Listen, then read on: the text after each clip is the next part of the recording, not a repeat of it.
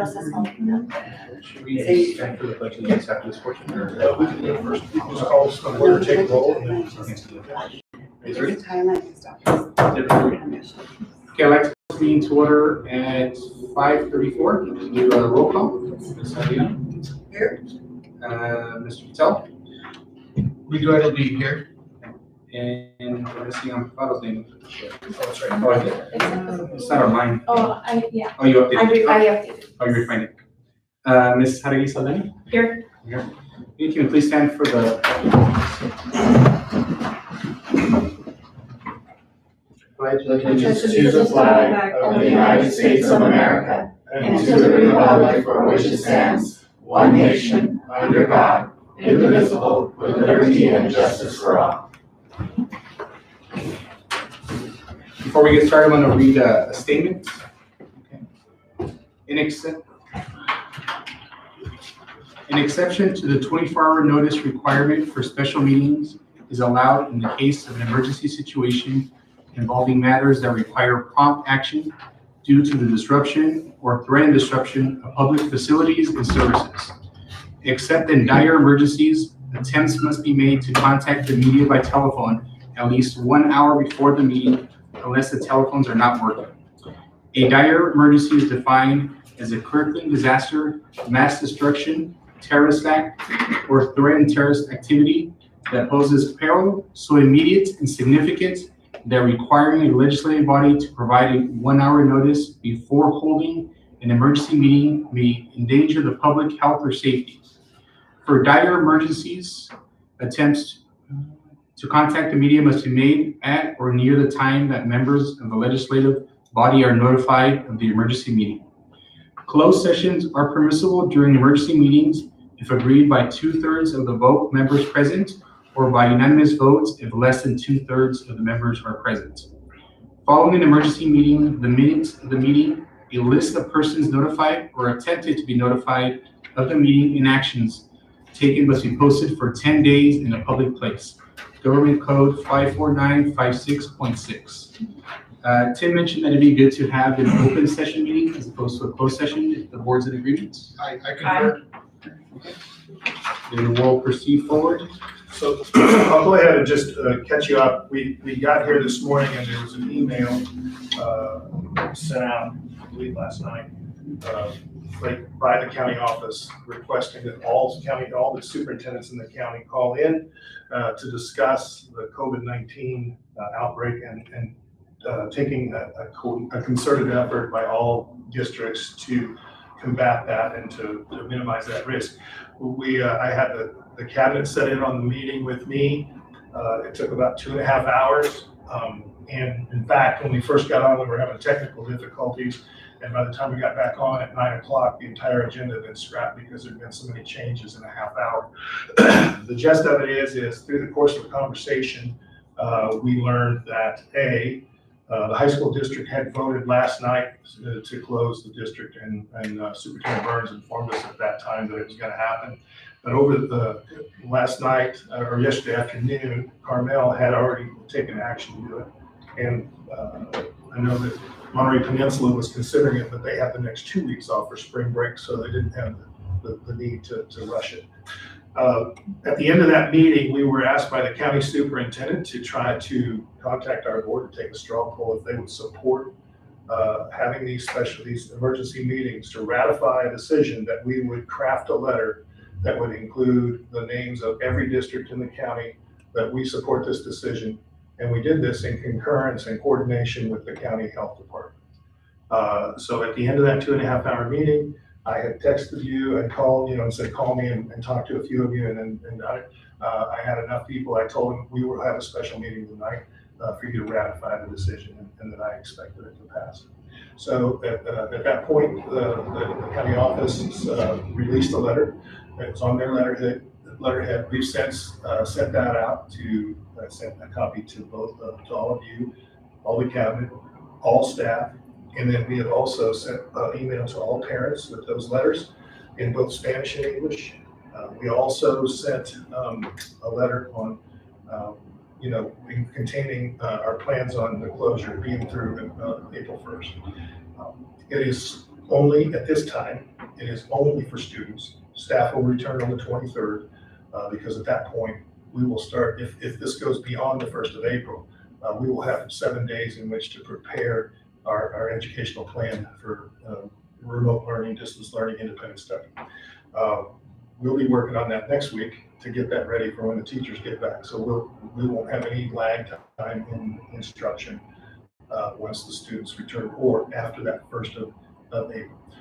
We are currently waiting for the governor to make a decision. There's one of two ways he can come out. He can either release an executive order that says school districts may, or he can make the order school districts shall. If he says shall, then this would have been a moot point. But as of right now, the word is from the county office information officer who's in the meetings that they're still in closed sessions with lawyers and the governor, and they have not released any kind of guidance yet. So for us, even though we have next week off, to try to get people the information as soon as possible and not wait until they're almost to return before we tell them we won't go ahead and move forward with this meeting. That's why we're here. So I agree on behalf of the district to put our name as a signatory on that letter. And then for the purpose of this meeting, I just wanted to, I want the board to really have an opportunity to ask questions, probe, ask clarifying questions, and then make a decision on whether or not to ratify the decision to close the school with the rest of the county schools up through the 1st of April. Okay. Is there any questions from the board? I have a comment and a question, if you will. First of all, I want to commend Tim for what you've done here for us, and the district, and taking a leading role. I think this is a major issue that'll go down in history as one of the times where education had to deal with a threat that it has not faced before. I really appreciate the fact that as a combined effort, it's going to take everyone to come together in informing the decision that we're doing tonight. It was a combination of Monterey County Department of Health, along with other superintendents and the superintendent of the county. And so for me, that's a comprehensive approach that has to be done at this critical time to prevent the increase or to slow down the increase of the spread of the disease. I do have a few questions for you, and that is during this time, we're going to have students that for a week or so will not have instruction in the classroom. So whatever we can do to make sure that next week we can pull in the teachers for training and make sure we have various software trainings, if you will, to make sure, and I'm sure that's probably in the process. So make sure we can make that as best as possible, because we're going to be losing time. We're near the end of the year, and I want to make sure that they're not losing any type of curriculum or instruction, if you will. The other issue is for food. A critical issue for most of our students is the availability of food, both breakfast and lunch. And we serve as a community school. And so for that, I want to make sure that we're going to have systems in place where students can either come pick up, sack lunches or meals, both breakfast and lunch, as a priority, especially given the situation that there has to be stay at home and not travel as much and not go out as much. So I think we can serve a major role in that capacity. Having said that, this is not a day I want to be here.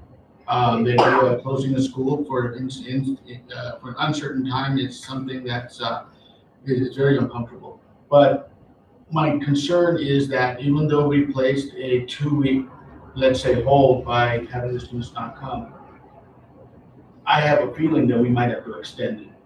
And so I want to make sure that the systems we put in place now can be extended as well. So whatever we do, have the projections, have the plan to possibly even go through May, just have something in place so it can be executed and continued on for the indefinite future.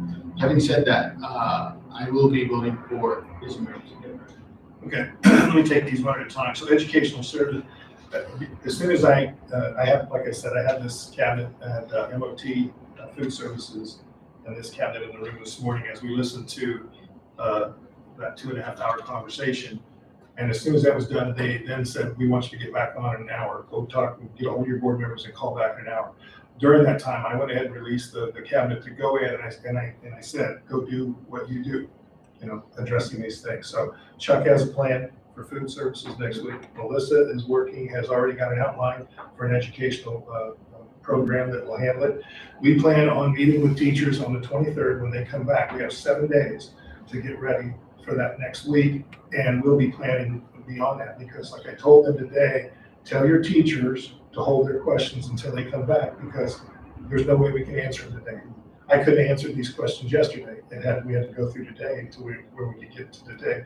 So we're already planning out through that that April time period, because we don't know. And if if we come down and it's an extended order from the state, we'll have a plan in place. Chuck will be he'll have service. They're already talking about food distribution points, potentially using some of our bus routes to deliver. That's one of the ideas that came up, is actually bringing because our employees are still on payroll. So there is a way we could actually use bus routes and bus drivers and classify, because the yard duties aren't going to do anything, the pairs aren't going to be doing anything. So we can set up food distribution networks through those employees. And then finally, Nadine will be coordinated with nurse and social service, so our social counselors, to make sure that we're continuing to provide any medical services that we're providing now. We're in the process of identifying those needs as well. So if there are any students that are receiving health services through our nurse or through our counselors, we'll continue those as well. So those 3 things will be addressed. We'll be working all next week. I'll be in tomorrow because I told the staff I'd be in until 1, so I could answer any emails. So I'm kind of having a login chat room if they want to ask any questions, because I'm sure we'll get some questions. We've already gotten some. So, but right now, there's 3 different levels of a closure. First is students only, which is the one we're in.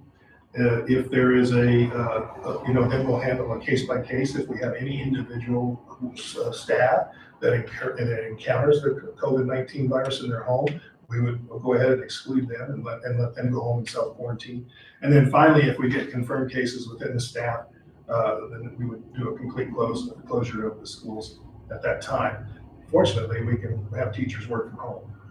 We have that ability now. So that would be in the very last stages of the severe closure, where it's just 100%, we're not here. If in the event that happens, I'll still be here in the district office, answer phones or do whatever. So, I think we're well prepared, as well as we can be, for something that we've never done before. And I got to tell you, I was telling Melissa at the end of the day, I can't imagine having anybody else in the room with me than this team that we've got, because it was an amazing sight to watch them go to work.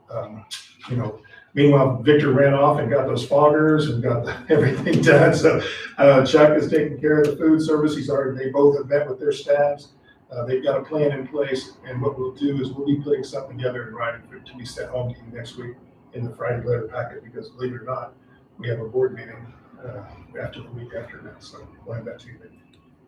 Thank you very much. I think now is the time for our community school district to, give back to our community. So the idea of having food delivered through the bus system that we have already, I think will go a good way in terms of taking care of. Yeah, we'll have those plans solidified before the students are. Thank you very much. Yeah. Other questions? No, he pretty much summed it up, and my one question was about the food, but it got answered. I do just one on regarding your staff. I know there's teachers that may have children that are not able to take care of themselves. And so, if they're being required to come and show up, and yet, maybe they don't have services for childcare, is there like a priority list or something for those, teachers that, or, I know my grade level, I can go and show up at work because I have another coworker that needs to be home. So is there some kind of? Melissa and I were talking about this about an hour ago, about the different options for childcare. Depending on how many they have and how old they are, there's a potential that they probably could bring them to work in their classroom with them. If they'd be isolated, they would be away from everybody else. But as far as little children, we're working on that. We're going to try to come up with a plan to provide something. We just have those. right now for today, we just haven't gotten there yet. Right, So we've right. got next week, but it is on our radar, and we're we have talks ongoing for that as well. Because that did come up. The only question I have is, I guess, if kids still show up not knowing the information on their own without their parents, I guess what happens. Right, well, we've had happen before when we had our main break. So we'll have principals and vice principals and staff available to catch them as they're being dropped off or they're coming in, and be able to redirect them back to their homes. And then if there is a child care issue. We did go ahead and do our all-call Mhm. out to the system, and then parents have given us an email. The information went out to them in English and Spanish. We also put a new voicemail at the beginning of our phone tree. Nadine and Rosa took care of posting our message in English and Spanish for our families and directing them back to our website for additional information pieces where we will be putting our updates as well. And we'll continue to, during the break, this spring break, we lucked out with having that next week. We'll be able to go ahead and redo the communication out to our parents and just try to preempt that before the Monday, but someone will show up. Yeah. Any other questions? I'll go ahead and read the resolution. Maybe we can hold it. Resolution number 20.03.02, resolution declaring emergency conditions exist. Whereas on March 4th, 2020, the governor of California declared a state of emergency due to the outbreak and spread of the novel coronavirus COVID-19. And whereas public health officials are concerned about the spread of COVID-19. And whereas the Monterey County Health Department is in concurrence with the action to temporarily close schools to curtail the spread of COVID-19. And whereas strict compliance with various statutes and regulations could prevent, hinder, or delay appropriate actions on the part of the district to prevent and mitigate the effects of COVID-19. And whereas it is imperative for the district to prepare for and implement measures to respond to the potential spread of COVID-19. And whereas it is imperative that the superintendent have the tools to ensure the health and safety of students, staff, and families on our campuses, and to erasure student learning continues if students, that might be a touch here, ensure, yeah, so ensure student learning continues if student education needs to be conducted from alternative locations or virtual learning environments. And whereas the protection of the health and safety and preservation of the lives and property of the people of the state from the effects of natural emergencies such as COVID-19, which may result in conditions of disaster or an extreme peril to life, property, and resources, is of paramount state importance, requiring the reasonable efforts of public and private agencies and individual citizens and all public employees required to serve as disaster service workers subject to such disaster service activities as may be assigned to them by their superiors or by law under Government Code 3100.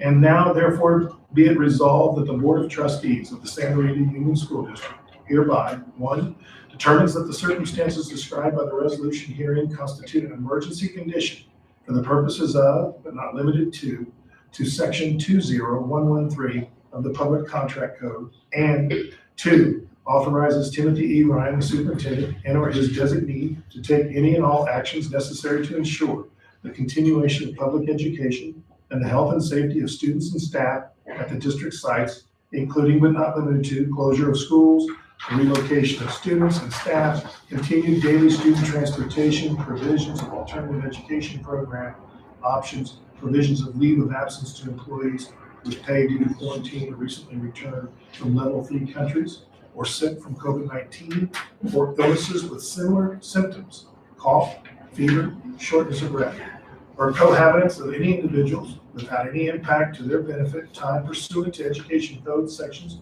44964 and 45199, directing staff to serve as disaster service workers pursuant to Government Code 3100, and or make alterations, repairs, or improvements to school property. The foregoing resolution was passed and adopted at an emergency meeting of the Board of Trustees of the Santa Rita Union School District on the 13th day of March 2020 by the following vote. So if you want to pull it forward. Yeah, can I get a motion to approve the resolution with the correction on it? I motion. Can I get a second? Second? Okay, all those in favor say aye. Yeah, Captain. Okay, passes unanimous.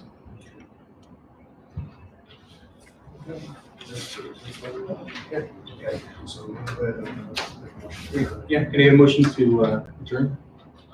Just one little, I just want to thank Tim and our admin staff. This is something that never happened before, so I know you guys are pulling together, and I know this will, we'll get through this, but thank you for taking the leadership position and bringing our school district together.